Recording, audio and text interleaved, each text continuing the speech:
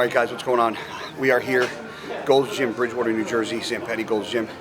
Training, we are just inside 10 weeks out of the 2021 Cali, Colombia Pro Show that I'm getting ready for. So we are here, this is Monday, day one of the week. So we are doing pull. So my split is easy. It goes pull on Monday, push on Tuesday, legs on Wednesday, off on Thursday. Pull again on Friday, push on Saturday, off on Sunday. So the beginner part of the week, more compound, heavier, not as many reps. And sometimes he backs off the volume or increases it, but it's always the heaviest loads, Monday, Tuesday, Wednesday. Thursday's off, and then Friday or Saturday, he usually backs off. Not as heavy weight, some different movements, some more isolation stuff. But today's the first day of week 3, dieting. So we're starting off with pull. So we're starting off with some meadow rows, and then we got to do some standing cable rows. A lot of row today. So beginning of the week is usually row, row, row. So we're starting off on the normal foot we normally do with some meadow rows. So here we go. Some guys like standing like this, like close to it, or back like this. I also like to brace my arm. I stand like this, so I turn this out, so I don't hit, and I come here, and now I'm braced. Rather than here, I feel like my back is more unstable. So that's, if you guys are wondering why I'm moving this way, I feel better back support when I'm like this.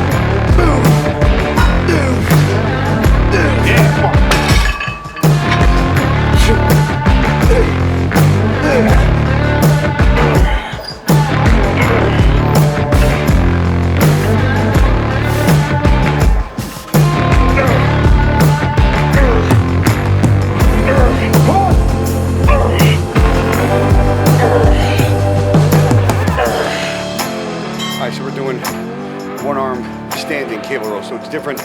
You can do them from a lat pull down and do them high, driving your elbow straight down. These, we're gonna put the cable about midway, and we're gonna pull straight across into our back, almost kind of similar to like a dumbbell row. So we're gonna set this up the way that's comfortable for us, and then we're gonna straddle the bench, and then we're gonna pull straight like we're doing a dumbbell row. So these are called standing one-arm cable rows.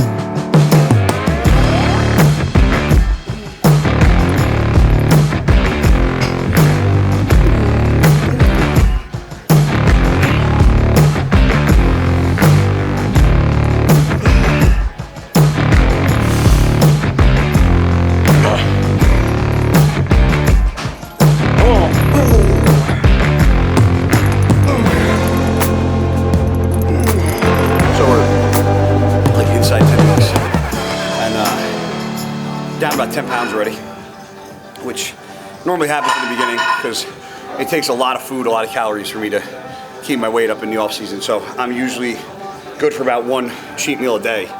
And as soon as that gets cut out, my weight kind of plummets. So we started at a much higher weight than I did last year. So we started at about 230 pounds. I was 217 yesterday, 214 today. So it's just all about the next 10 weeks, keeping full. Keeping as much muscle on and round as full as possible. Getting in shape for me has never been a problem. So it's kind of not getting in shape too early, because there's more times than not I get in shape really ahead of schedule. And then I have to hold that conditioning for a real long time. And that's a pain in the ass. It's very hard to do to keep conditioned for that long. So we're hoping that we can keep the fullness this time around, hold it a lot longer, and then pull everything towards the end right as we need to. So far so good.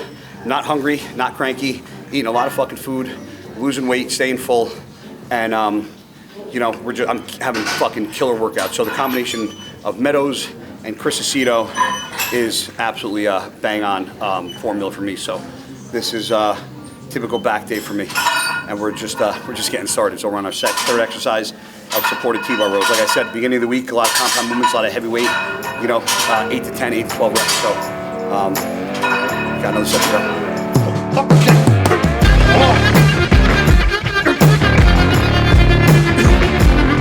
Let's go. 1, 2, 3, 4, 5, 6, 7, 8, 9, 10. Got it.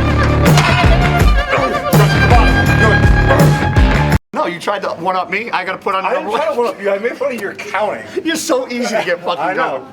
You actually might be easier than me. Maybe. You're more violent. 2, 3, 4. Come on. 1. All right. Come on. Come on, Chris.